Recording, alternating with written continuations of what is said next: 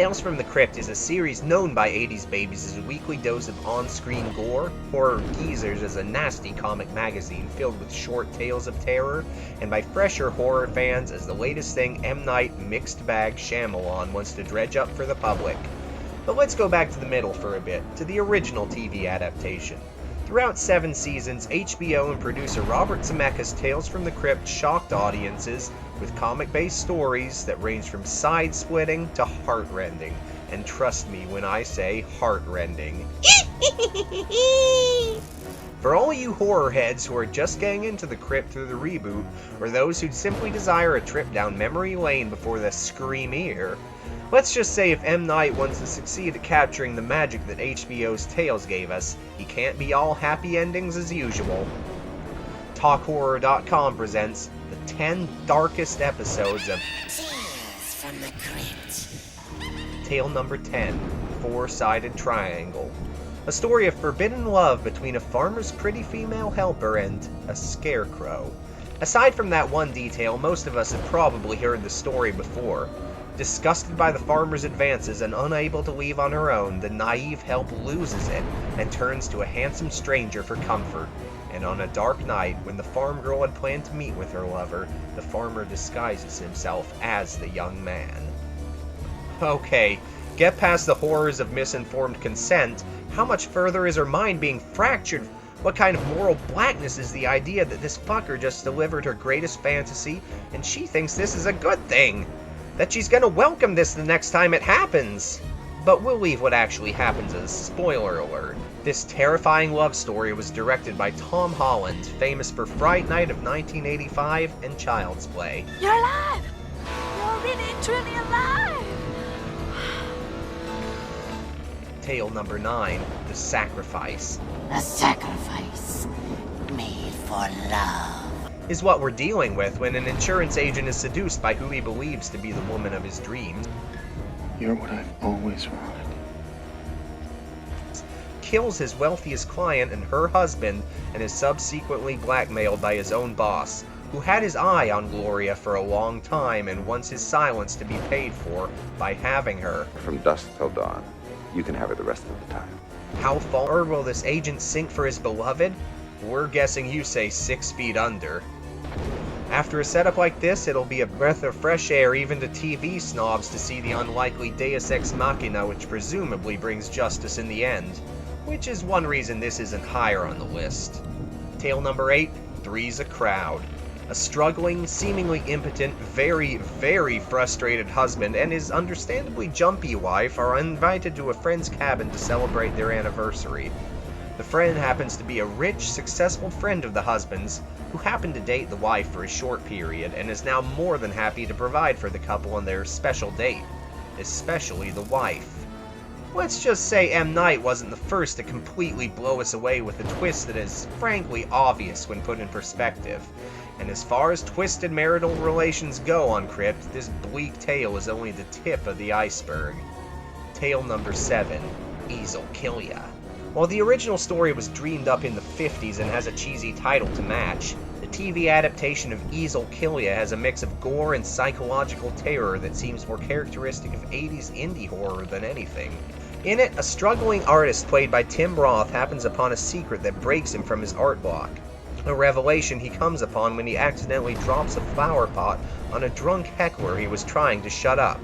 His inspiration strikes when he sees the fresh corpse, and soon a nameless buyer is paying him out of his financial hole to get his hands on more. It's like Roger Corman's A Bucket of Blood, only less funny, but that's a good thing. Add in a love interest who would understandably be alienated by the snarling artist's choice of medium, and you've got the formula for more than one despicable choice that ultimately lie out of our so-called hero's hands. Tale number 6, Forever Ambergris. Forever Ambergris, a title which is completely lost in adaptation between comic and television, is nonetheless a classic crypt tale of deception between an idealistic photographer and the man he idealizes most.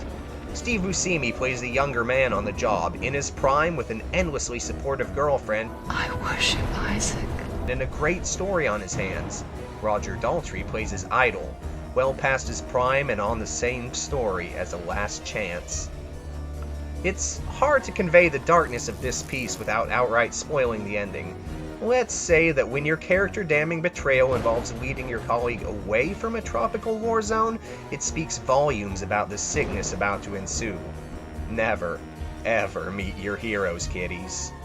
Or your replacements. Tale number 5, The Kidnapper. For many, the last season of Crypt was a dark spot on a nice, slimy record. But for me, this Season 7 episode is an uncommonly dark entry in the anthology. Why? 3-word horror story. For sale. Baby. To go into detail, Danny is a nice guy, who does a seemingly nice thing. While working in a pawn shop, he falls in love with a homeless woman who he shelters from her abusive husband along with her unborn baby. Danny and Teresa become boyfriend and girlfriend, and soon the kid is born, which is when she starts neglecting him in favor of the child. For most guys, this would be a horrific enough ending, but as we stay with the story, Danny falls off the deep end and hires the shadiest agency this side of Quitters Inc. to help someone kidnap his own kid for cash. A word to the wise, once you involve human trafficking, things don't get any nicer. Tale number 4, Abra, Cadaver. During a heated argument over whether the brain or heart contains the key to life, an underachieving medical student named Carl springs a birthday prank on his genius brother and classmate Marty. As a result, Marty has a heart attack and loses much of the mobility in his operating hand. Years later, Carl has become a successful doctor, and Marty decides to play a little prank of his own, utilizing an experimental serum that mimics death and a whole autopsy lab full of toys. Abracadaver illustrates how badly one joke can go if it involves scaring your weak-hearted brother or playing with insufficiently tested chemicals. I could say just how far, but that'd require a spoiler alert.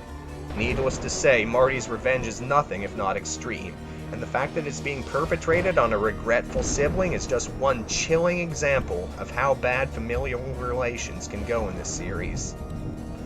Case in point, tale number 3, Yellow.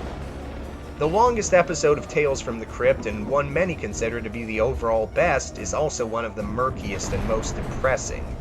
Yellow deals with a pacifist and a coward in what is probably the worst situation for either to be in. You've got to do this. We need you. Being a ranking soldier in the trenches during World War I, with his war-hawk father acting as his superior. Needless to say, after seeing the fatally wounded bodies of his comrades firsthand, Lieutenant Calthrob isn't exactly itching to run into battle. But it's battle he gets as his father forces him to move on the German line. Instead, when he sees the enemy, he retreats, leaving his comrades to be slaughtered without warning. Well, all except for one, who spills the beans. He's a coward. The boy's own father puts him up for court-martial, death by firing squad for his cowardice, a fate we watch him crack under the pressure of standing up to.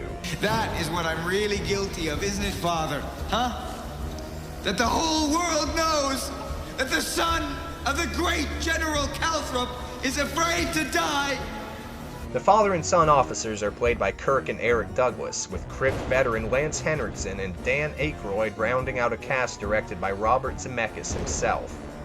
Tale number 2, Split Second. Poor Ted is actually a reasonably successful young lumberjack who's a John Henry with an axe when his coworkers are using chainsaws, just got a new job, is set to kill at an upcoming logging tournament, and he has the eye of a cute little ex-waitress set upon him. So why poor Ted? The girl is actually now the boss lumberjack's wife, just looking for some extra thrills, and the boss is played by a very short-fused Brian James.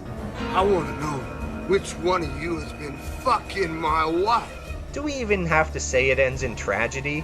But this is no mere thrust-stab affair, and its execution is darker than most. Made no better by the fact that Ted is portrayed as a great guy with a genuine love for his job and his co-workers, as well as a real interest in doing the right thing, at least for a heroic portion of the episode. Add to that a sympathetic antagonist whose one fatal flaw is his jealousy, and a femme fatale whose sin stems from frustration and boredom, and you've got a tragic character ensemble that turns what would otherwise be one of the most cathartic endings in Tales canon into a crying shame. Tale number 1, the bribe. The bribe in question is offered to a fire marshal in exchange for failing to report a strip club's violation of code. While we aren't exactly told why the owner can't just use his exorbitant bribe money to bring his club up to standards, the surrealism of the scenario brings a sort of biblical quality to the piece, as our ostensible hero makes deals with more than one human devil in order to come out on top. Unfortunately, his actions, combined with a series of wickedly timed twists, only drive him deeper into a personal hell, leading to one of the most unapologetically cruel endings for a Tales protagonist who doesn't really deserve it. This blackened tale stars Terry O'Quinn from the original The Stepfather and co-stars Benicio del Toro. So, what do all you talkers out there think? Are these 10 tales bleak enough for ya, or do you say there are still darker areas of the crypt to explore? Leave us your thoughts below and subscribe if you'd like to hear more from the mouths of the damned.